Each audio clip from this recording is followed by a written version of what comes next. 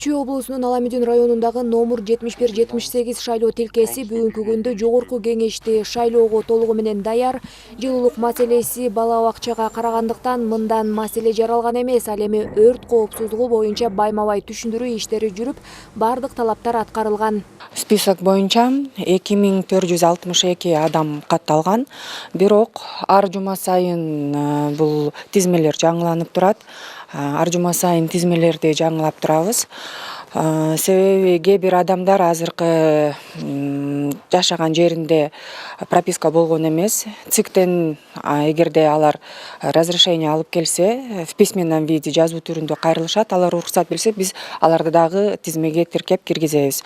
Ошол себептен бизде мындай тизме ар сайын жаңыланып турат. Өрт коопсуздугу боюнча биз ушул мекеменин өзүнүн отоплениясы бар, жылуу, өзүбүз кошумча эч кандай обогреватель колдонбойбуз. Аталган райондун Мыкан айылындагы шайлоо тилкеде да даярдыктар күчүндө. Жылуулук үчүн көмүр маселеси чечилип, өрт коопсуздугу боюнча өрт өчүрүүчү шаймандар коюлган. Өрт өчүрүү коопсуздугу боюнча МЧС тарабынан даярдыктар жакшы.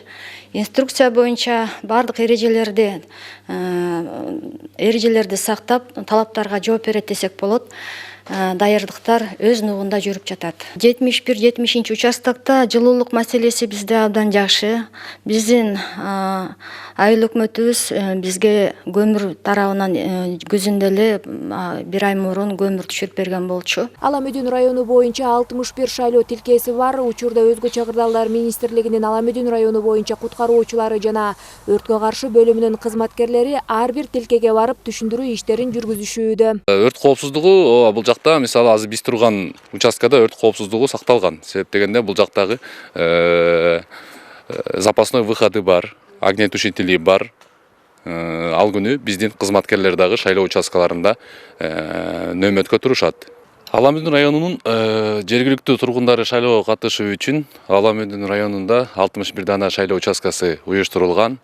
Кыргыз Республикасынын Жогорку Кеңешинин депутаттарын шайлоого даярдык көрүү жана өткөрүү маалында жарандардын коопсуздугун камсыз кылуу максатында Ала Мүдүн районундук Өзгө чакырдалдар бөлүмү тарабынан шайлоо участкасындагы кызматкерлер менен өрт коопсуздугу тууралуу түшүндүрүү иш-чаралары жана окутуулар жүргүзүлгөндүгүн маалымдайбыз.